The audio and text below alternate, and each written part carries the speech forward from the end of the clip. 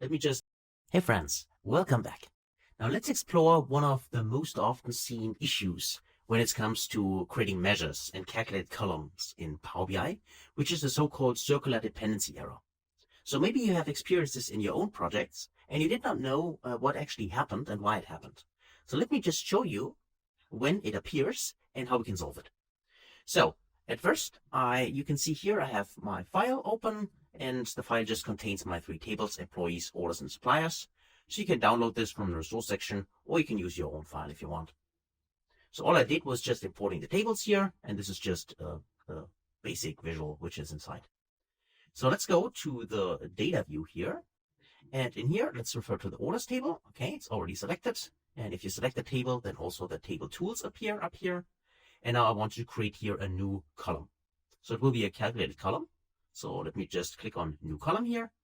And let's call this total sales column. Okay, total sales column, like that, is equal to, and let me go shift enter, new line. And what I want to do is I want to iterate here through my table. And I want to multiply the selling price times the amount, just to get the sales. Of course, I could also refer to the sales column in here, but let me just iterate here using selling price and amount. So let's say I want to calculate, okay? And this is crucial here that we use the calculate to see or to get the circular dependency error. So let's say we want to calculate the sum x because we iterate. Remember, always if you iterate over a table, meaning go row by row through the table, you need the x functions or the filter function. The filter function is also an iterator function. So sum x, and now we are referring to the selling price, first the table, sorry. Sum x first the table, the orders table in here. And then now we use the selling price, so selling price, and then we can multiply this by the amount. Here we go. So let me close this, and let's close also the calculate function, and yeah, now press enter.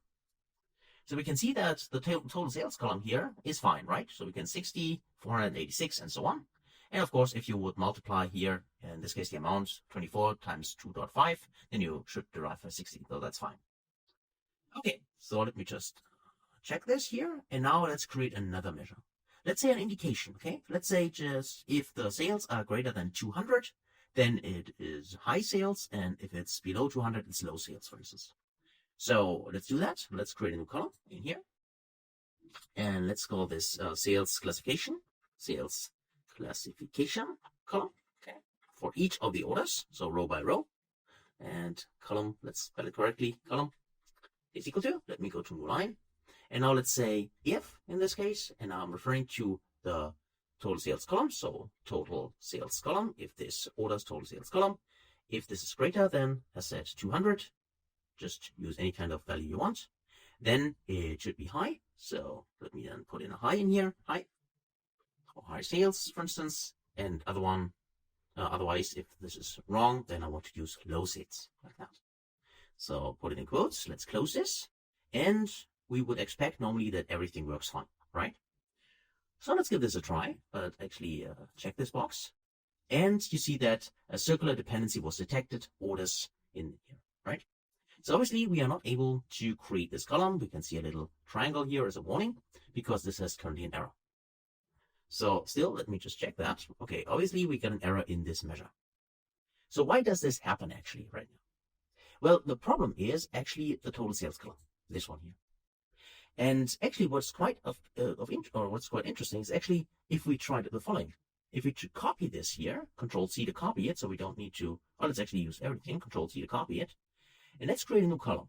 Let's go, in this case again, to, in this case, table tools here, and I want to create a new column. And if I would try to paste this in here, and of course I need to rename it because the columns can't have the same name. But if I say this is total sales column number 2, for instance, and now I would say, okay, let's check that in here. And you see, we also get a circular dependency error. So why is that? I mean, think about it. The first time we created it, it worked without any errors. But the second time now, we have an error. And it tells us the same as in the sales classification column, that the circular dependency was detected, orders column, orders total sales column, orders column. So it's obviously an issue with the total sales column. So why is that? We have created the column here, it worked. We tried this one, this did not work. And then we just copied the same measure, in this case, I mean, it's a calculated column, but you see the same DAX expression to another column, and obviously right now it does not work anymore. So this is strange, right? So why is DAX doing this? Well, the answer in this case lies inside the calculate function and this calculate column here. What calculate does is it leads to a context transition in Power BI. And context transition, I covered this in another course, but the main idea is, if you already know that, that each row in a table, so the context transition means that row context gets transferred into filter context. That means that each column for each row in a table becomes the new filter context. This means that, in this case, for the first total sales calculation, for this one here, the filter context is actually all the columns in here. Right? All the columns for this specific row. So for each of the rows, each of the columns is a filter context. And that's how Power BI is then able to actually calculate here the correct numbers. Now, of course, if each column is part of the filter context, when context transition happens, and context transition always happens with the calculate function, then of course, this leads to errors when we want to add additional columns. Because those additional columns will also become part of the filter context. And this is actually the issue which appears here. So how can we solve this? What's the solution? Well, so the solution is that we need to make sure that if we add additional calculated columns, like this one here, we need to get rid, actually, of at least this column for the filter context. So let me just, maybe this one we can remove for now. Let's actually right click here and say, I want to actually delete this. Yes, I want to delete it because we can also see the issue with one column, this one here. There's still an issue.